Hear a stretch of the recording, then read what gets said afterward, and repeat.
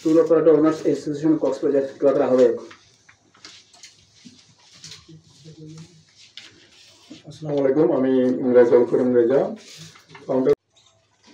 আসসালামু আলাইকুম, আমি হোসেন ইসলাম বাহাদুর, সাধারণ সম্পাদক সি ক্রু সাপোর্টার্স ওনার্স। পয়েন্টে লোক করতে হবে, সেক্ষেত্রে ওদের যে আইডি কার্ডের যে স্থায়ী ঠিকানাটা যদি না দেখায়, তাহলে কিন্তু এই লুপহোলসের মধ্যে দিয়ে অনেকেই কিন্তু নেটিভ বলে চলে যাবে।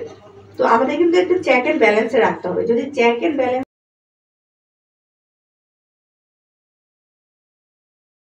না থাকে, তাহলে কিন্তু আলটিমেটলি এই কমিটি করা বা সরকারের যে নির্দেশনা, এটা আসলে কার্যকরী হবে না আর কি।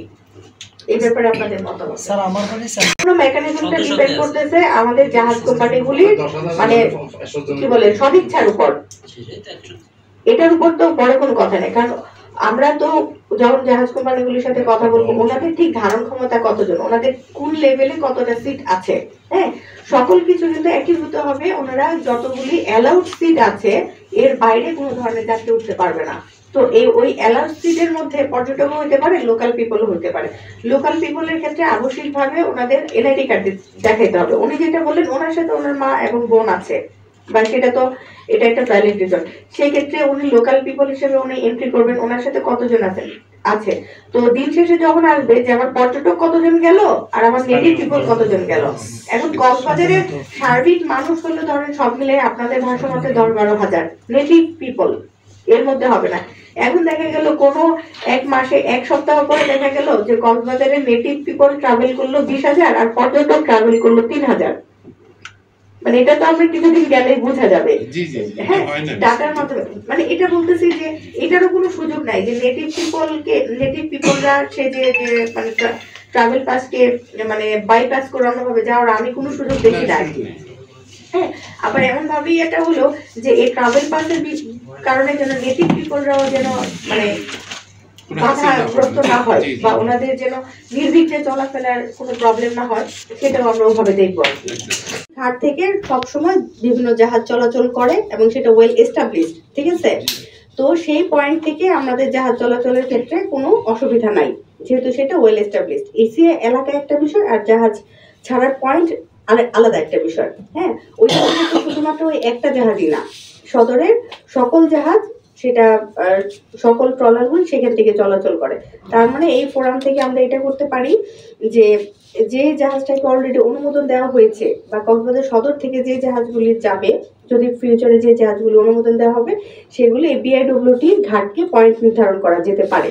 তিনটা পয়েন্ট আছে আমাদের, তিনটে বোঝালা নিয়ে এখানে মানে ব্যাপার বা জাহাজ ছাড়া আমরা ইতিপূর্বে যেটা দেখেছি, একটা সদরে, একটা হলো উখিয়াই, আর একটা হলো টেকনাফে। এখন আমরা আলাপ করতেছি কক্সবাজার নিয়ে। বাকখালীতে সচরাচর অন্যান্য ট্রলার চলতে পারে, যেমন কেয়ারি সিনবাদের ড্রাফট হচ্ছে 1.7 মিটার, আর বারোলিয়া এবং কর্ণফুলি যে জাহাজগুলা ওইটার হচ্ছে ড্রাফট হচ্ছে 2.7। এখানে 2 মিটারের উপরে কোনো জাহাজ বা ট্রলার ওইখানে আসতে পারে না। এই বাকখালী নদীর সমস্যাটা এটা। তো এটা ড্রেজিং ছাড়া কোনোভাবে 2 মিটারের নিচে উপরে কোনোভাবে ওই বাকখালী নদীতে চলাচলের উপযোগী হয়। আজকে আমরা যে সেন্ট মার্টিন নিয়ে গঠিত যে কমিটির সকল সদস্য সহ এবং আমাদের এখানকার যে ট্যুর অপারেটর্স অ্যাসোসিয়েশন এবং সকল সহ যে মিটিংটা করেছি, মিটিংয়ে যে সরকার কর্তৃক নির্ধারিত যে নির্দেশনা দেওয়া হয়েছে, ওই নির্দেশনার আলোকে আমরা জাহাজ ছাড়ার এন্ট্রি পয়েন্ট কক্সবাজারের ক্ষেত্রে আমরা নুনিয়ার ছাড়া বিআইডব্লিউটির যে ঘাট, সেই ঘাট থেকে জাহাজ ছাড়া পয়েন্ট নির্ধারণ করা হয়েছে এবং সংশ্লিষ্ট সকল স্টেক হোল্ডারদেরকে সরকারের যে নির্দেশনা যে ট্রাভেল পাসের মাধ্যমেই যেতে হবে আর কি। যারা ট্রাভেল করবে তারা সকলেই ট্রাভেল পাস গ্রহণ করবেন এবং তারপর টিকিট কাটবেন। ট্রাভেল পাস এবং টিকিট একসাথে কাটতে হবে। এছাড়াও যে বিষয়গুলি আছে, যে নিষিদ্ধ ঘোষিত পলিথিন এবং প্লাস্টিক, সেগুলি ইউজ করা যাবে না বা পরিবহন করা যাবে না। সেক্ষেত্রে যে সংশ্লিষ্ট জাহাজ মালিক পক্ষ, ওনারা এই বিষয়গুলি এনশিওর করবে যে জাহাজে ওঠার সময় কোনোভাবেই যেন পলিথিন এবং প্লাস্টিক দ্রব্যাদি পরিবহন করতে না পারেন। এছাড়া যে জাহাজ থেকে যে কোনো ধরনের চিপসের প্যাকেট বা এগুলি যেন পরিবেশের ক্ষতি করতে না পারে, এই ব্যাপারগুলো ওনারা দেখবেন। এছাড়াও যে আরও বিষয়াদি আছে, সরকার যে নির্দেশনাগুলি দিয়েছে, সরকারি নির্দেশনা যেন সম্পূর্ণভাবে পরিপালিত হয়, সে ব্যাপারেই আমরা মিটিংয়ে আলোচনা করেছি আর কি।